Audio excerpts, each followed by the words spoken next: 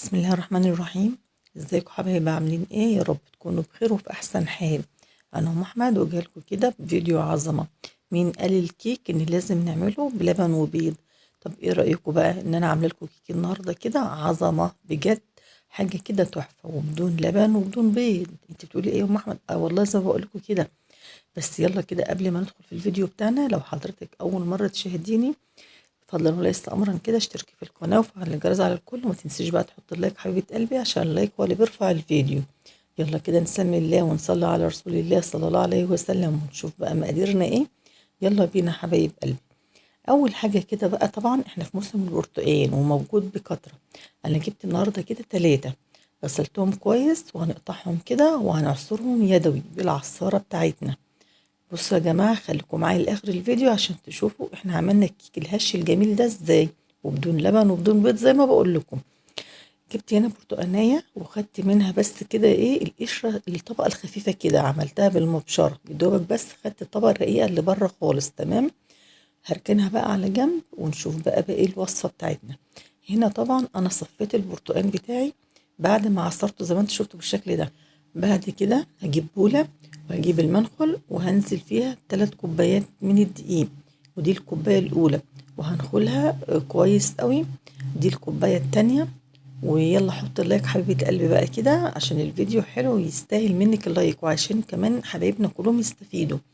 ده كمان المج التالت من الدقيق. يبقى انا خدت هنا ايه 3 كوبايات من الدقيق. تمام. تعالوا بقى الكوبايه الرابعه كده هاخدها بس مش مليانه قوي، نشا. تمام.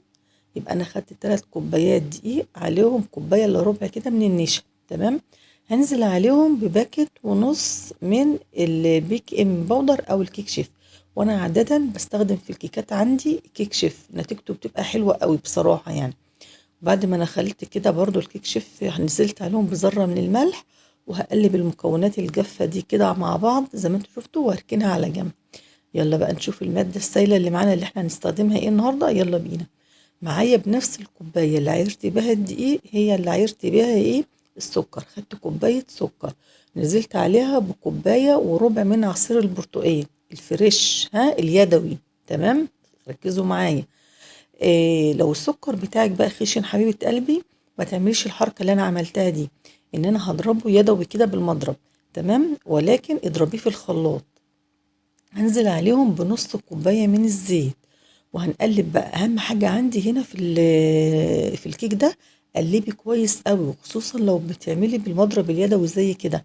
المهم انك تدوبي السكر كويس قوي قوي. هننزل عليهم بمعلقتين كده كبار من الخل، وهننزل كمان بظرف من الفانيليا، وطبعا الظرف مش كفاية، جبت كمان كده نص معلقة صغيرة. وهنقلب نقلب نقلب. شغلتنا النهاردة التقليب. هننزل عليهم ببشر البرتقانة اللي انا كنت بشرها. تمام.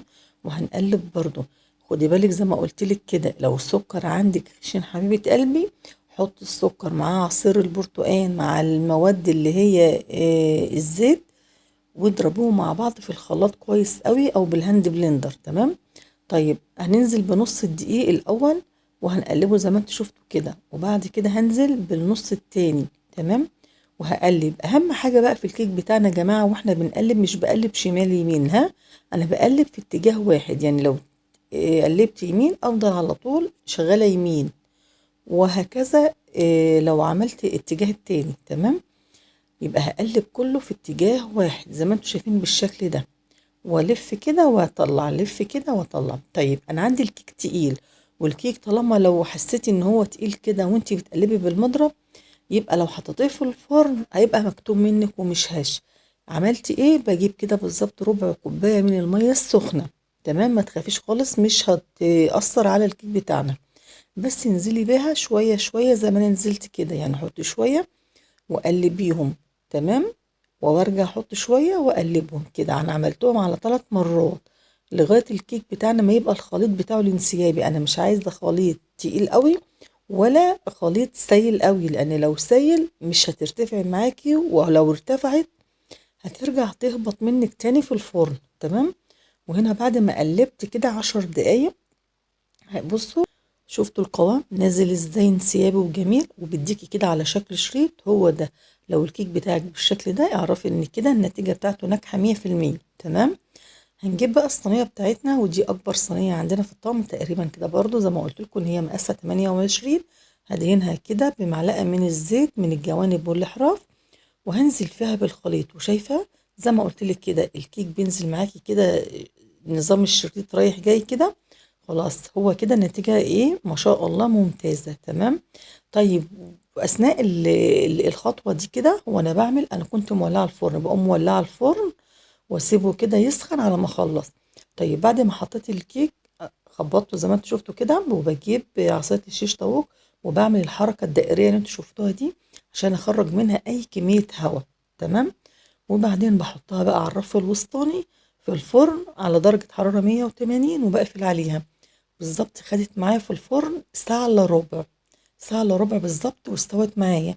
وما بفتحش عليها الفرن الا اذا شميت ريحتها بعد نص ساعة. بعد نص ساعة في الحالة دي ببدأ افتح الفرن واشوفها وابص عليها، لقيتها تمام التمام وبعمل لها اختبار. لو لقيتيها استوت من جوه وهي لسه بيضة من فوق بولع لها الشواية حاجة كده بسيطة. تمام. وبعد كده كمان اما تستوي الكيك معاكي وتطفي الفرن ما تطلعهاش على طول مباشر للهواء، عشان لو طلعتها من السخن على البارد بتاخد منك صدمة وترجع تهبط منك.